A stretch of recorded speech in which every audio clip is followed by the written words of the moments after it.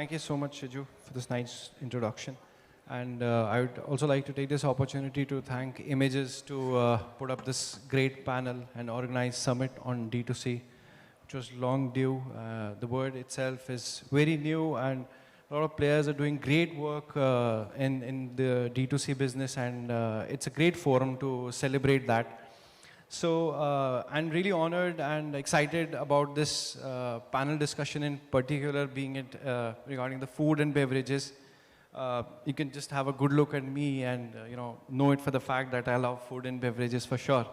So moving ahead, I would like to introduce our esteemed panelists first, and I would take it first on my right from Devanshi, where they can just share a quick intro about themselves and their brand before we head on to the questions. Hi guys, I'm Devanshi Chitlangia, born and brought up in Calcutta.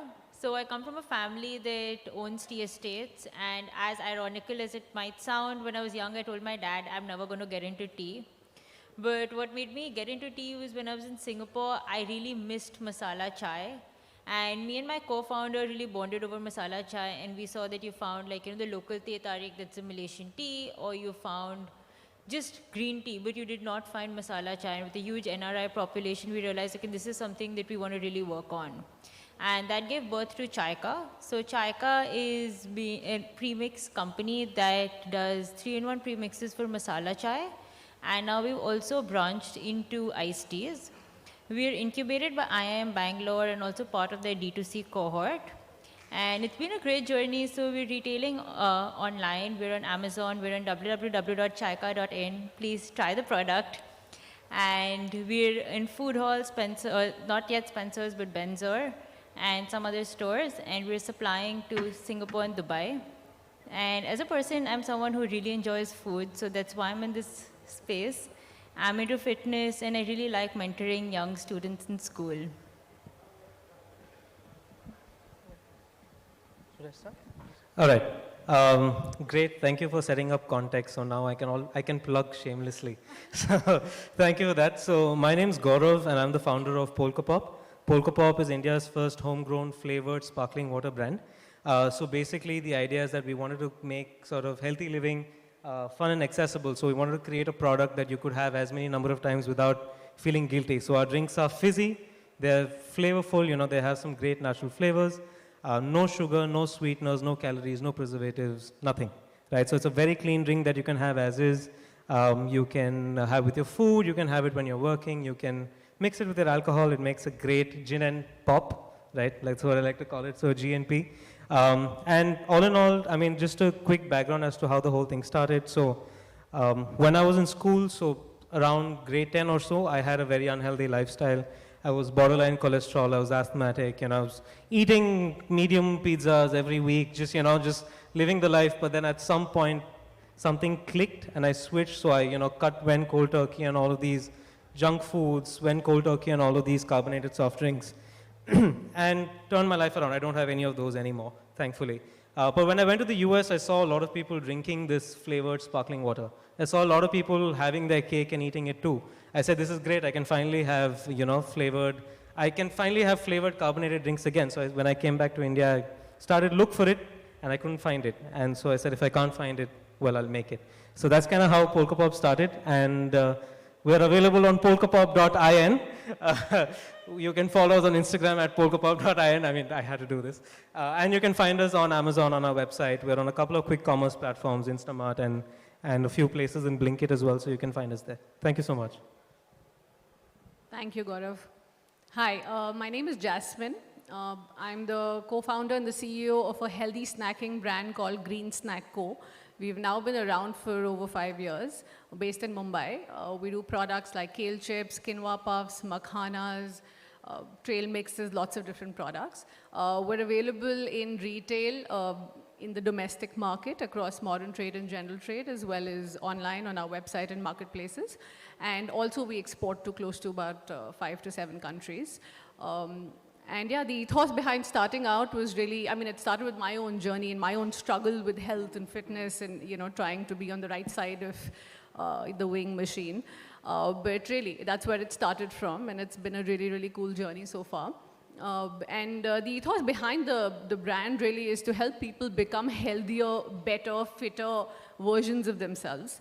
And that's really all we've been trying to do for the last few years. Hi everyone. My name is Nitin Bhardwaj. Building Jimmy's Cocktail, basically trying to provide each and every guys outside the bar the awesome drinking experience wherever you are at home and at every place. We are a 2-year-old startup and based out of Delhi. We are an omni-channel presence, D2C, different platforms in more than 50 cities across India. And this is what we are.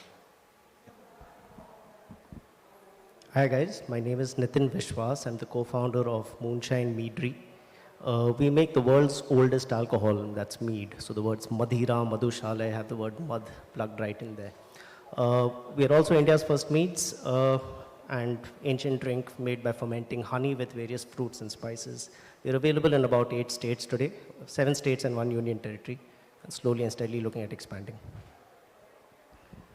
Hi everyone. So when you guys walk into a cafe, what do you order?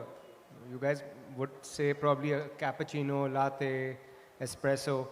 फिर घर पे घटिया coffee क्यों? So that's probably why I started Coffeeza, to enjoy cafe-style coffee at home without having to go through the hassles and which a barista does. So we make it super easy, and the brand does coffee capsules and coffee machines. We started with that. We launched pour-over coffee bags in 2020 and are about to launch a lot more exciting formats this year.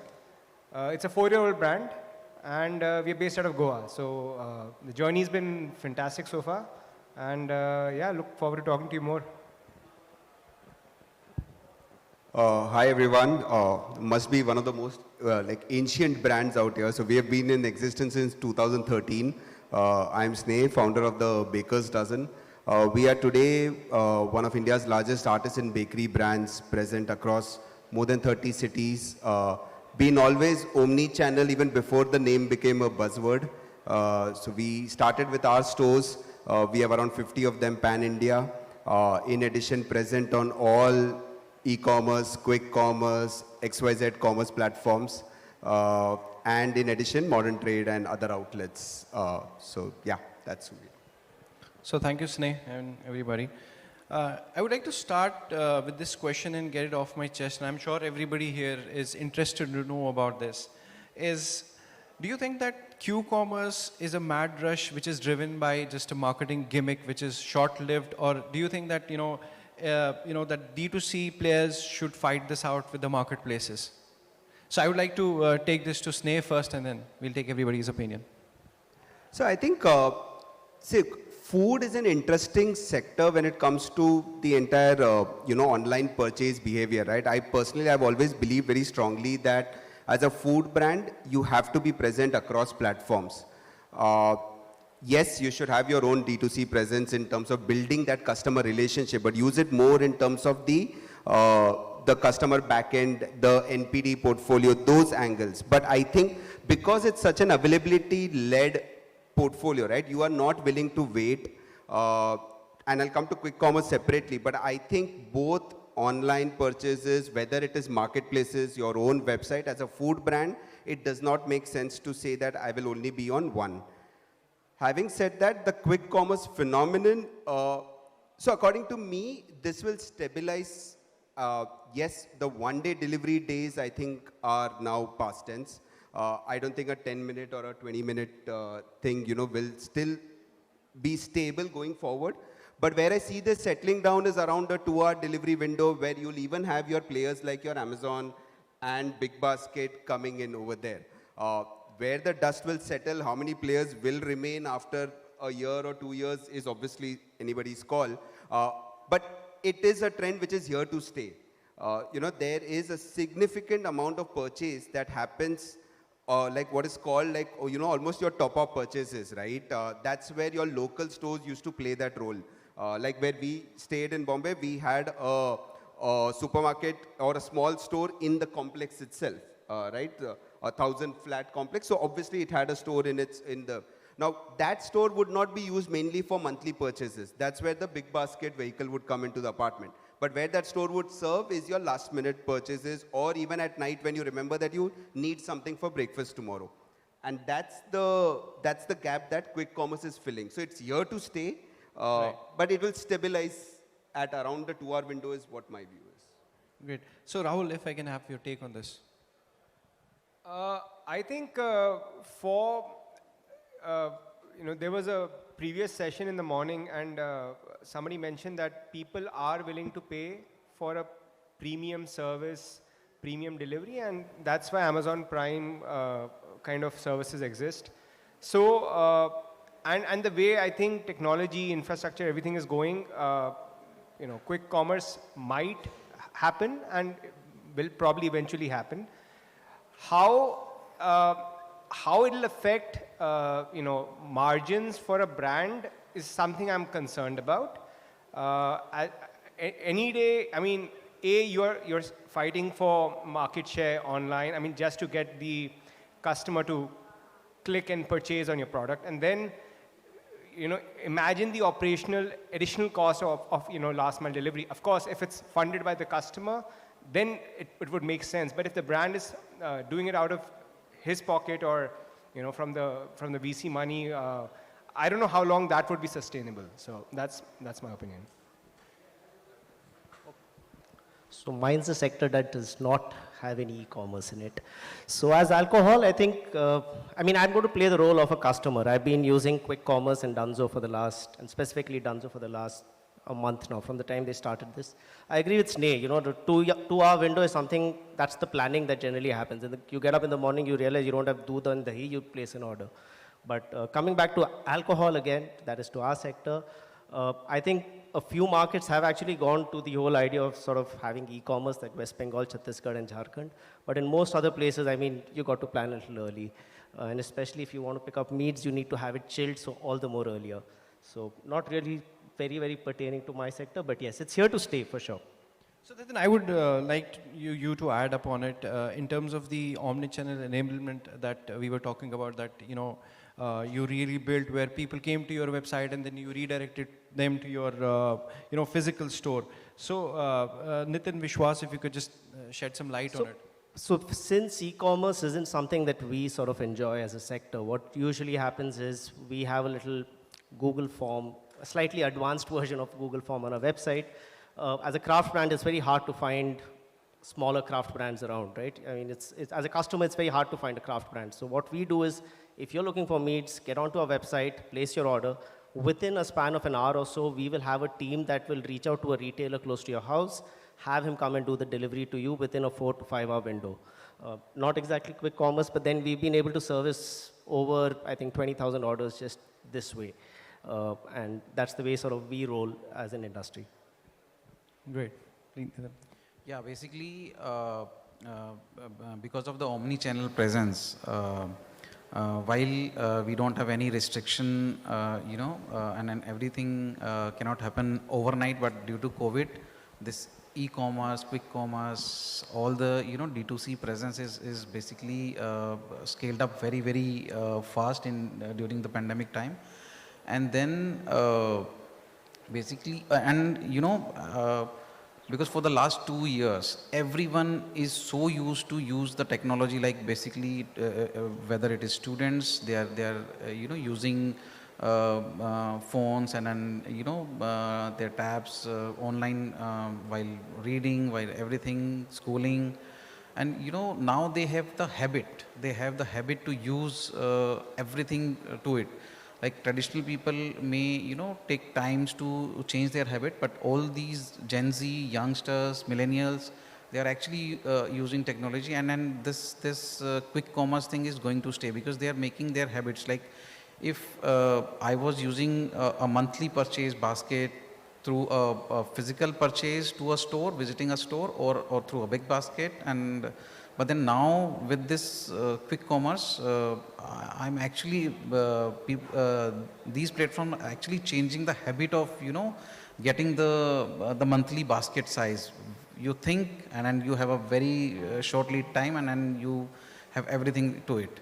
And then, yes, the margins, the ticket size is a concerned area, but as soon as, you know, the more business will scaled up and volume game will definitely, you know, solve this challenge. And it's going to stay, I believe.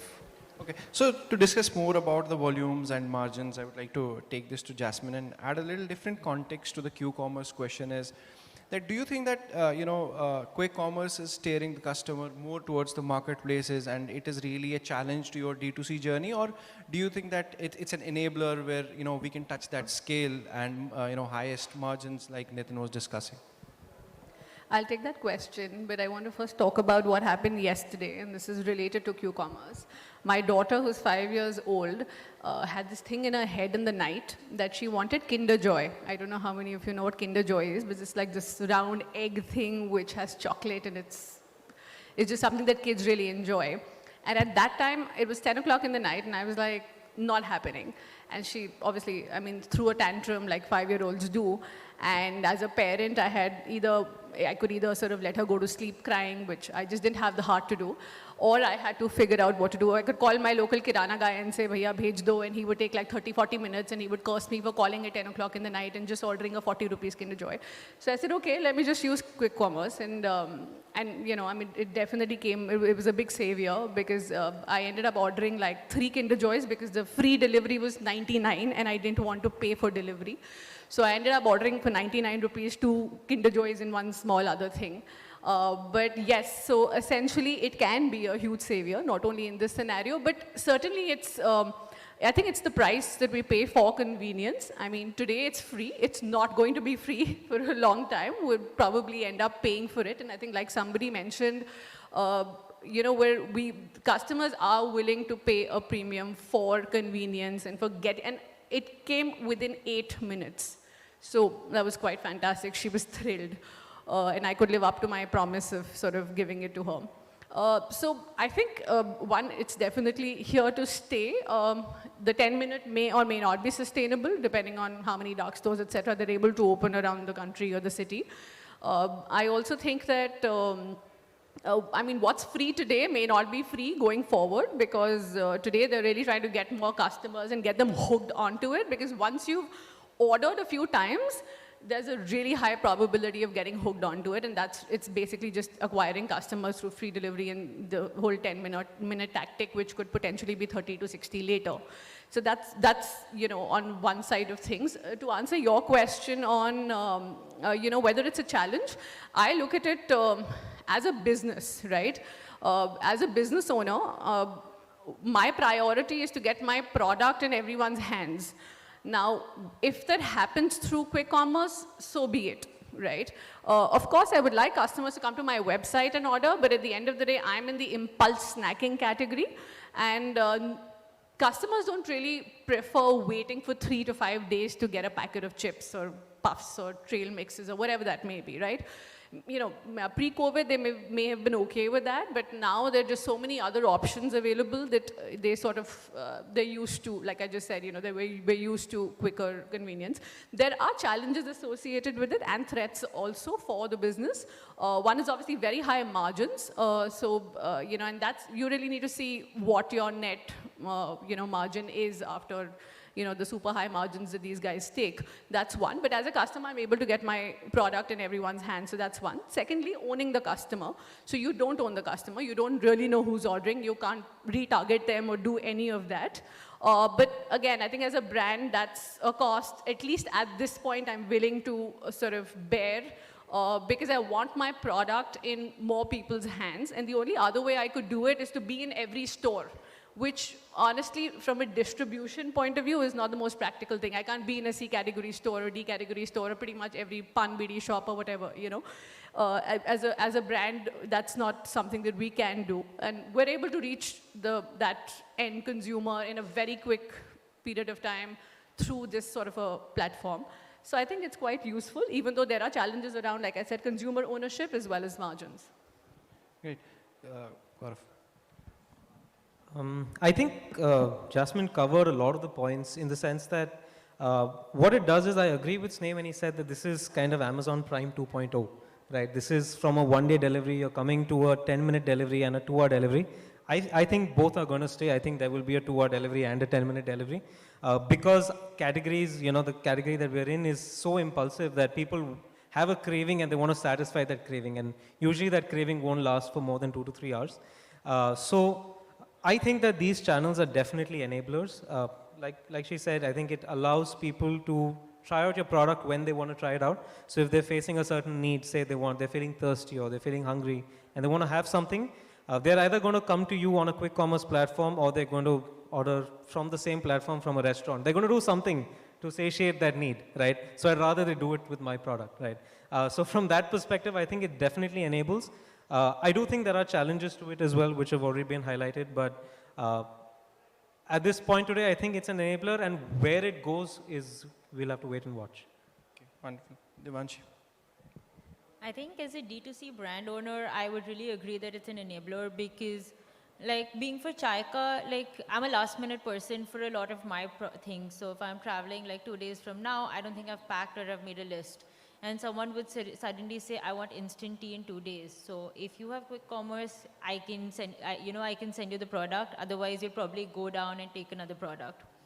Now, I think quick commerce is not a threat for us. It's more so a threat for modern trade and general trade, being in those Kirana stores. So as a D2C brand, it's great to have that opportunity because it just becomes another channel of reaching your customers. Great, wonderful. My next question is around the customer ownership into the D2C and e-commerce space. I mean, with a lot of D2C players coming into food and beverages section every now and then because everybody believes that they're good cooks and they have got something unique recipe or they have tried it somewhere. So we all have that cook within us, and I heard everybody's story and it originated somewhere from that instinct, right? So with that clutter coming in, how do you see customer ownership panning into food and beverages segment, and how do we really build on that customer lifetime value to have that sustainable and predictable profitability? So I would like to take this to Jasmine, and then you guys can jump on in. So I believe that a great metric to track is repeat business, right? So you know whether the customer is buying only from the point of view of deep discounting or some sort of offers that you're giving, or just because you're available on a certain platform in a convenient fashion. But one of the things that will tell you whether this is a sort of, whether you're going to succeed in the long run is whether you're really getting that repeat. Is that customer coming back? Are you organically growing your business? Because at the end of the day, you can spend ridiculous amount of money behind acquiring customers, and I'm not saying that we've not done that. We have done that too. And at some level, maybe continue to do that as well. But we realized over a period of time that that is not sustainable. And it is important to own the customer. But own the customer, like you said, there are some platforms which allow you to do that. Like my website allows me to do that. Other platforms don't. But at the end of the day, your product speaks for itself. So if it's a good product and it's delivering what it promises, and as a brand, there is credibility associated with it, and you are giving the customer, you're adding value to the customer's life, I think there's a very high chance of the customer coming back to you, irrespective of what platform, irrespective of whether you're discounting or not, or what sort of offers you're giving. Sneh, you wanted to come on that. Just to add to that, right? See, obviously the only customer data that you'll have as a brand owner will be your own website or app data or your own stores. Now, the way to think about this is that those platforms are where you build those deep, loyal relationships with your customer. So to give you an example, right, like we were celebrating the sale of our millionth sourdough in the journey of the brand. And we said, how do we do this differently, right? One way is that we'll run some offers, we'll run a campaign, we'll do some ads, but how do we involve the customer? So that's when we actually said, okay, let's crowdsource flavor ideas. And we actually ran a social media campaign, got customers to give us flavor inputs, selected one customer, put her name on the pack. So we actually launched a product with her name, which was there in the market for a month almost. Now what that did was that it did two things, right? One, she was from Bombay. So what happened was suddenly all her circles, all her communities are buzzing because she's telling everybody that my name is on a retail pack. right? So now suddenly you are in a way as a brand going across to many other customers. And secondly, now she's never going to leave the brand for life. Even if I change, and obviously after a month, then we moved it back to a normal packaging, but we actually kept that SKU. Now these things help build those loyal relationships. It can be this, it can be other examples at your website. Now, will that be the scale? No, there will be a scale and a volume that comes from all your other platforms, but all your R&D, trials also. If you're launching a new product, why can't you do a weekend launch on your website and just see what happens? That's the beauty of some of these D2C parts, where that's the cycle of product to market has become so small, right? Because we launch a product, it doesn't work. We can launch something else. That feedback loop is much quicker on these platforms. So if we use it for that, then that works, while you use the other platforms more from a business scale point of view. Great. Can I just add a point there? I'll tell you what works for us in terms of ensuring customer, kind of that connection is there, and the lifetime value point that you raised. We keep all customer data in our internal CRM, right? And we have set up a bit of automations in there. So whenever customers are ordering repeatedly, we kind of we have automatic notifications set in place, and that kind of we know because it's coffee, right? I mean, you are going to be drinking coffee on a regular basis. Now, when we see there's a break in the pattern, right? Automatically a notification goes to our customer support team. And then we reach out to the customer, traditional way, give them a call, WhatsApp message or something, right? And try to find out exactly what went wrong, why didn't their, repeat purchase happen, and then they'll give us some, insight. Oh, आपका ये product available यहाँ नहीं था, ये आपका blend out of stock हो गया, या I bought the same thing, but this time instead of buying it from your website, I went to so-and-so store and bought it. So that kind of insight helps us a lot in kind of being connected with the customer, and I think this entire automation that we've set up goes a long way in helping us manage this. Yeah, I think excitement, consumer engagement is really important in terms of consumer loyalty. Because so people pay not only for the product, because every product is good by itself, and they also pay, actually they're being loyal for the experience they are getting from the brands and the consumers.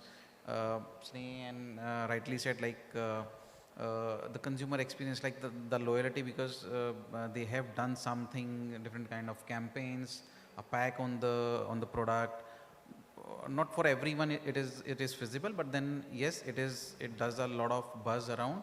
But different kind of things, like we have a barcode scanner on the bottle, where we can have an advantage to showcase, like different kind of consumers, how you can make a different type of cocktails out of one bottle. So we have that kind of engagement, different videos, we can update those videos so that people can have a different kind of experience. Gaurav. So I think in this largely e-commerce data-driven world, again, I come back, I'm the outlier here, right? So there's no data. I think Sneh touched upon it, and I'll tell you how we sort of build on that, because we don't know who the end consumer is, because we can't sell to the consumer. So for us, if you want to build loyalty, it's very simple. You're not talking to a brand. If you ever get onto Moonshine's Instagram and have a chat with Moonshine, there'll be a person with a personality. You're never speaking to a brand. You will see typos, you will see grammar errors. Hell, if you call up the number behind the bottle, you're going to actually reach me, and I'll be called Rahul on that, right? The whole idea is to actually go down to the level of personalizing it, not keeping a bot, and making the consumer feel like they know each other. For example, when we launched in Bangalore, we had a choice. You either go down to a bunch of influencers and do the usual yada, yada, yada, or identify the 100 people on your website, on your Instagram page, who have actually told you that when are you launching in Bangalore. We took 4 years to launch in Bangalore. What we did was we got those 100 people, and I personally went down to, there was the marketing head and I, we took a Uber and we went down to everybody's house. And these are people, we just wrote to them, can you share your address? They had no clue what was coming. These are not influencers, because the idea is this: loyalty will wane. You will lose consumers to a cooler brand that comes. What you want is to ensure that the funnel is always there and you're always feeding at the top of the funnel, not addressing the middle of the funnel all the time. Because that's when the loyalty wanes for a short period of time, they come back to you because that is the only time they feel like this is your brand. But the whole idea is always keep feeding the top of the funnel. Stop trying to target the middle of the funnel because word of mouth matters more. And that only happens when you do little things that don't scale. Great, Gaurav, please. Yeah, I think Sneh again touched upon this. I think, why do we collect the data? We collect the data mainly to understand our customers, right? So one of the main things we want to do is we want to understand, and if we understand them better, the more they're going to come back, right? So to answer your question, if all the data that we're collecting, we're using to solve that problem, it's okay if there's a split between places we can't collect the data and we can, because the places that we can collect the data, we can implement in places that we can't, and we're still going to see results. And as Nitin said, we can also collect data from places where we're not traditionally collecting data, like barcodes, right? Again, with the intention to either educate or to understand. So as long as we're able to use the data in a way that actually benefits us and the customer, I think that's where it's actually going to add value. So even if it's split, I think it's completely fine, because your communication gets better, your product development gets better, your non-scalable sort of delivery things. I mean, to his point, sometimes we have customers whose orders get stuck in delivery, and we can do nothing about it because we don't control delivery. There are times that I've gone on Instamart and ordered their order for them and delivered it to them, right? Why? Because at the end of the day, they're going to remember that you took that extra step. So at that point, you understand the customer a little better, and then you end up building a personal relationship with them, and then you chat with them and said, okay, how do you find out about us? What do you use it for? What do you like? What do you not like? And I think those conversations are kind of what will help, at least at the early stage that we are at. It helps us go to the next level, and I think that's the fair distinction. I think understanding what we want to do with that data. Devanshi. So I think what Gaurav said, it comes down to understanding your customers. So I'll just share what we really have done is, apart from calling up customers and connecting with them, we've really used our customer base to understand why some customers are loyal to us. So this could be through a survey and giving out promo codes or a freebie if they fill up that survey. And something that we realized was why some customers are loyal and what are they using it for. So if I come to Chaika, what we realized was that a lot of customers are using Chaika in their offices. And they were carrying it to work because at work with COVID, they didn't want a peon being there. They didn't want a niche ka chai wala coming there. It was economical. It was easy to make, which is hot water needed. And that is something that prompted us to think, when most of our customers are using it at offices, maybe we should launch a corporate pack because they don't care about the packaging outside. So I can launch a corporate pack and make that a lot cheaper for my customers. So it's all about getting the right data from customers to make them loyal. And I think that's really helped us as a brand have a loyal base of customers. And that's where our highest customer retention is. Great. So Nitin, you touched upon the word of mouth marketing for F&B. So I would really like to ask you, out of no choice to have a D2C for your brand. Does a geographical marketing in a particular area work for F&B in comparison to the other categories? Let's say fashion. I mean, I can be sitting anywhere in India. I would like a particular shirt and buy it. But F&B having to have an offline attributes to it to a particular level. Do you think that targeting and segmenting into a particular geography and then building it upon in the vicinity areas really works, or would you say that if you have tasted blood in a particular area and then you are ready to go D2C and national? No. So the way it works is for us it's all micro markets. So when we launched Bombay, I remember we only opened Powai. We opened Andheri West and we opened Bandra. We didn't touch Kolaba, we didn't touch Lower Parel. And we did that for good 6 months. And the whole idea was this. Again, we don't have the benefit of multiple points of sale either. We have 800 stores, of which 80 fall into our TG. So if we don't sell through those 80 stores, we don't reach our consumers. So the whole idea was, and therefore, very importantly, the retailer has a lot of power. He can choose to keep you, or she can choose to keep you or not. So what we did was we chose 3 stores. We gave a certain standard scheme that is usually prevalent in the market, and we let it stay. We had consumers calling us and saying, we can't find your product. We would say, we are very sorry. There have been times when people have left from Bombay, are heading to Bangalore by road, and we have actually stopped at Pune station with a pint of meads and given to them. Because we knew the availability would be a challenge, but we would rather have people talk about us in different markets where we are not there. It also allows you to conserve capital and cash and ensure that the pull comes from those markets which you're not there, and you don't need to give those crazy schemes to be available. Because we have we have a lot of constraints when we approach our side of the business. So yes, micro-markets work. It worked again in Bangalore as well. So we've been using the micro-market strategy through and through. Okay. So talking more about strategy, I would like to take this to Nitin and ask him, please share some strategies and MarTech platforms that have really worked for your brand. And since you being in an offline first brand and really doing great during the pandemic in the online space, so for the aspirants and for the other brands, if you could share about what MarTech platforms have worked and what particular strategies have worked for you and how the consumer shift has been there post-pandemic in terms of the consumption and buying patterns. See, basically, if you talk about like the consumer first, the retail first brand, yes, we were started building this product as a because we are into an impulse category, where they may not need it, and if they need it, they pick up 2 bottles of cocktails, and they were consuming it, and while the consumption, they thought like we need 2 more. So it is basically, then that is the reason that quick commerce is really scaling up very fast. With jimmyscocktail.com, we are delivering the product in 3 to 4 working days. And that's how, yes, the new trials are happening with that thing, because we are able to communicate our message to consumers directly, where if the product is good for them, they really order it and trial it.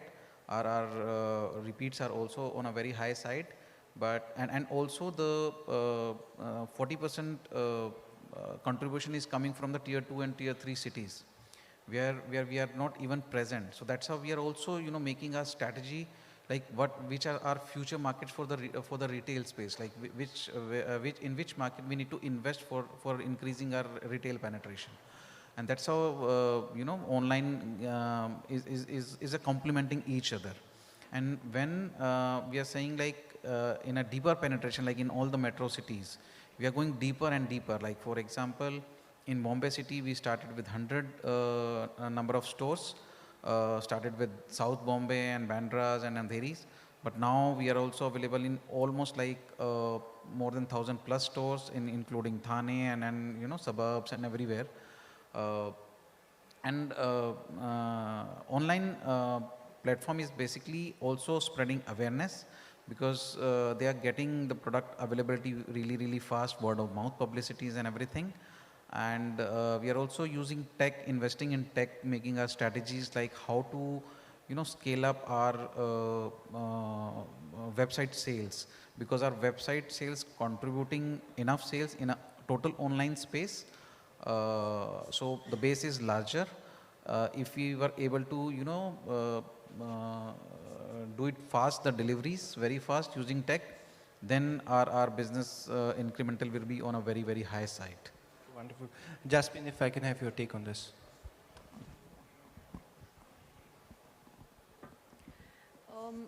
So in terms of channels, we were predominantly pre-COVID, 97% of our business was offline, domestic and some international retail. That's shifted significantly now in the last 2 years. Today, we're almost about 40-45% of our business is coming from online, and qCommerce and the remaining is still continues to be offline.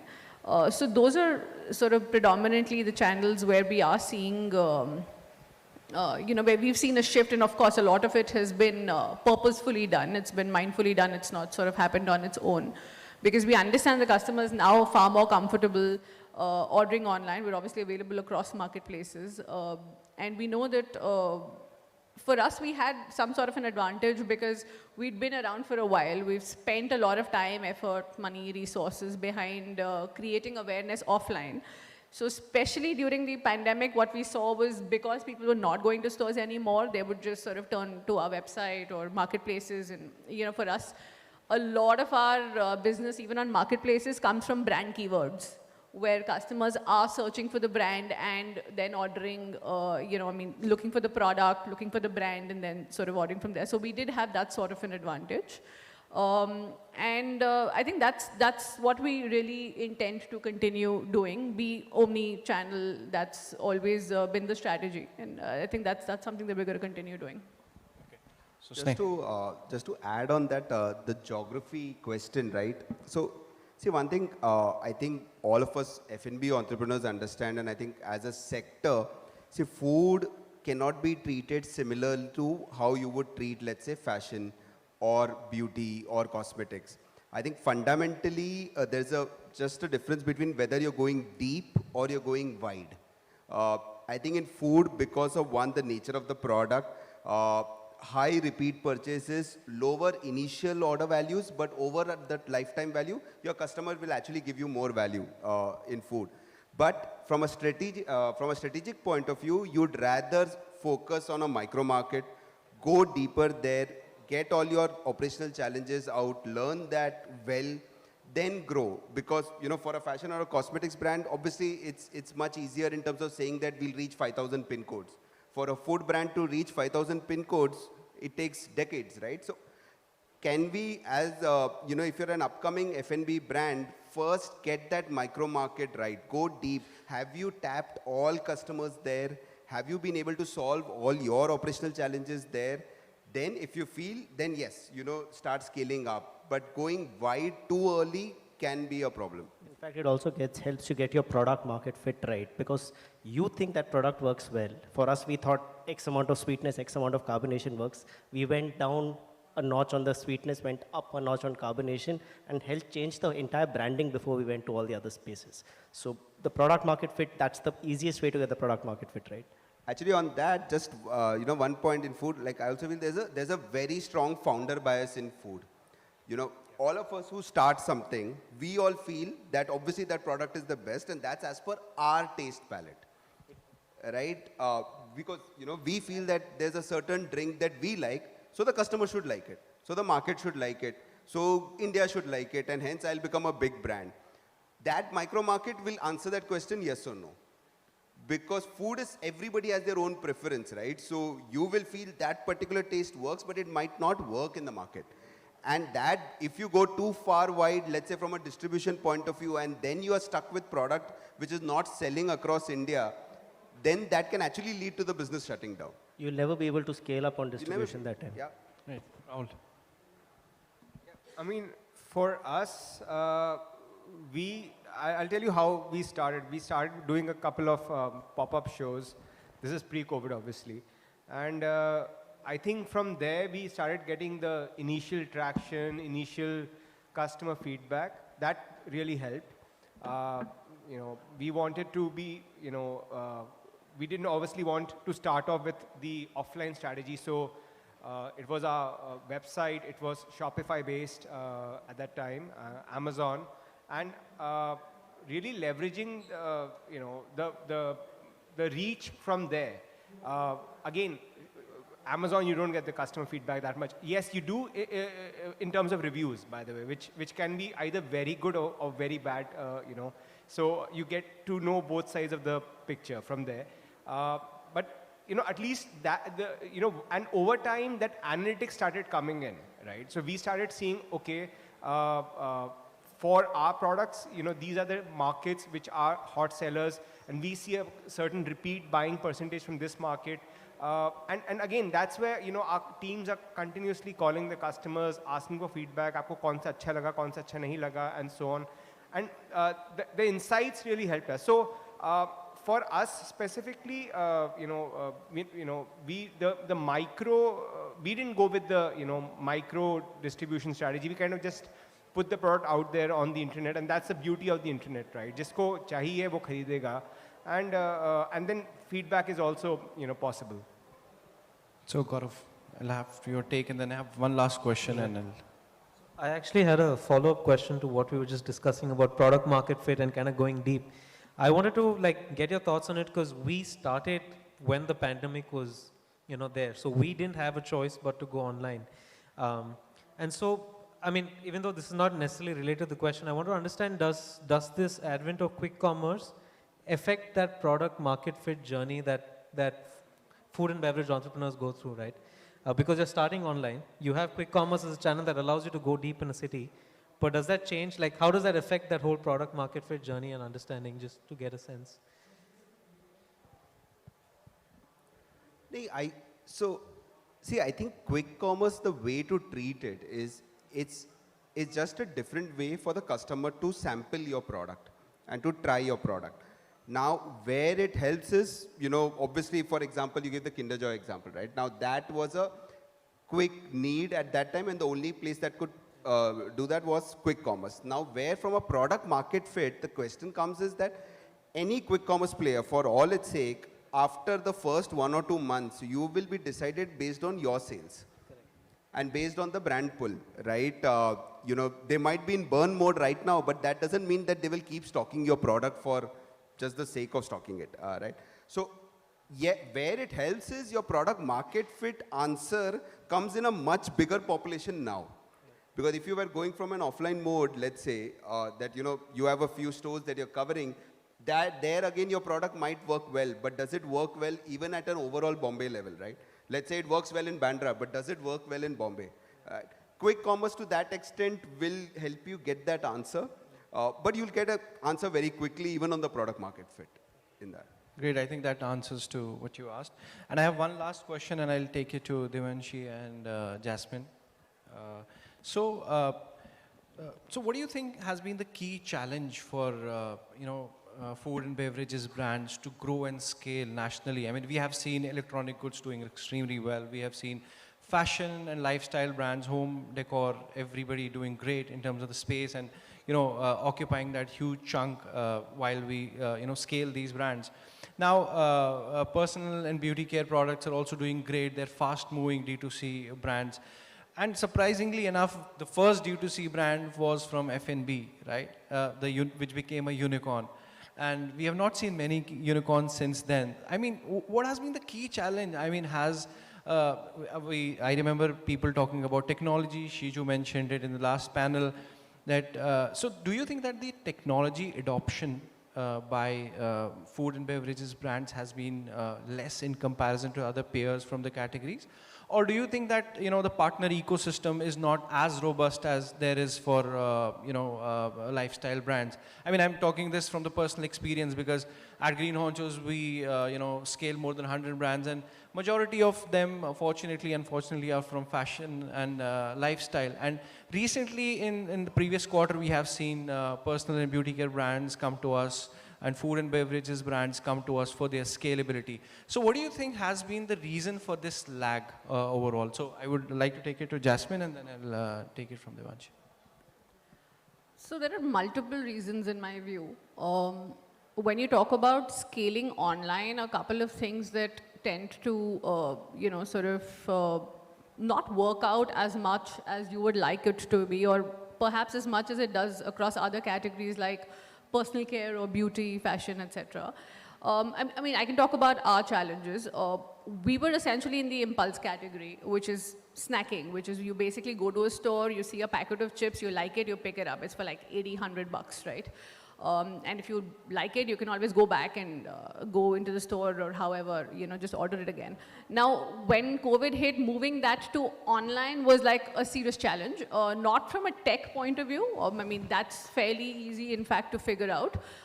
The challenge was profitability.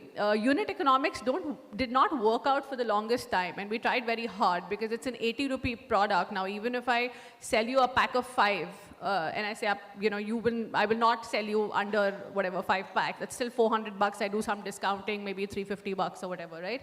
Now, just imagine. I mean, you do the mathematics. It's a puff pack, right? It's like a snack pack. It's got 70% air, and those 5 packs fit into a carton which is this much, right? Now, just imagine the volumetric logistics on a carton. That's so much. It'll be more than 30-35% at least of the value of the sale, right? And then there's all the other costs that are, there's also, I mean, I've also spent money on acquiring a customer. average order value is like 400, 500 bucks. How much are you going to give me a customer for? I mean, how much do I have to spend to? I technically should not spend more than 100, 150 bucks on acquiring that customer, and that's not going to happen. So, you know, therefore, unit economics wise, it doesn't work out. I think that's one of the reasons, especially in our category specifically, where scale becomes an issue. Even though you can have all your tech stacks and everything in place, you know, it doesn't solve the problem really.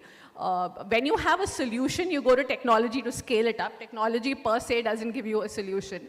That's one. Secondly, so what we did, I mean, just to also give you, you know, the solution that we came up with was we came up with products which were more dense. So we launched trail mixes, which are basically, you know, combination of nuts, seeds, berries, etc. Dry fruits basically, and like different trail mixes for fitness and breakfast and, you know, regular seed mixes and berry mixes, etc. Which are priced minimum 300 to 500 rupees a jar. And it's a small compact jar, and we sell you combinations of 2 or 3. So my average order value went from 400 rupees to 1200 rupees. Now it makes sense to acquire a customer online. Now it makes sense to, you know, spend, and my logistics cost dropped to like 10%. You know, because so when the average order value is above 1,000 rupees for a category like ours, is the only time it's going to make sense from a unit economics point of view to be able to sell online. You can keep burning, you can keep acquiring more customers, of course, unless your repeat ratio is more than 50% or something, which it isn't in our case, at least online. You know, then you can perhaps make some money, or unit economics point of view, it makes sense. Or you have to have the funds to then keep burning through for a long period of time, right? And marketplace is similar. You spend at least 30, 35% of advertising. You know, I mean, your marketplace margin is like at least 30%. I mean, you're not left with anything much, right? So that's really, at least from our point of view, that's the reason, you know, scale becomes a challenge unless you have a lot of money to sort of push behind it, and not really tech related from that point of view. Wonderful, Devanshi. So I agree with Jasmine. I think like unit economics is the #1 thing, because after a point, no one's going to buy like 100 packets of chips and like keep it at home. But when you're looking at a cosmetic or like, you know, fashion brand, it makes sense because just the average order value is higher. I also think in India, everyone thinks that they're a great cook, and in every corner, a lot of food is available. So there's a lot of competition, not from just other brands, but just from a lot of local food, and like even like things that are cooked at home. So that becomes another challenge. And I just think like as food, most people would like to try and buy. There's still that mindset. And that changing in people going to shop online is taking time. So with that, I would like to thank everybody, all the panelists, for being here today and documenting such amazing insights. Because this is one of the categories, like I mentioned, is less documented. And I would like to thank you on everybody's behalf to share such great insights. Because this is also one of the segments that where a lot of new entrants are coming in. I hope people who are present here would share your talk on the digital and social platforms later on, so that it's for the everybody's good and consumability. So thank you so much for being here, everyone. And thanks Images Group again for organizing this panel. Thank you. Thank you.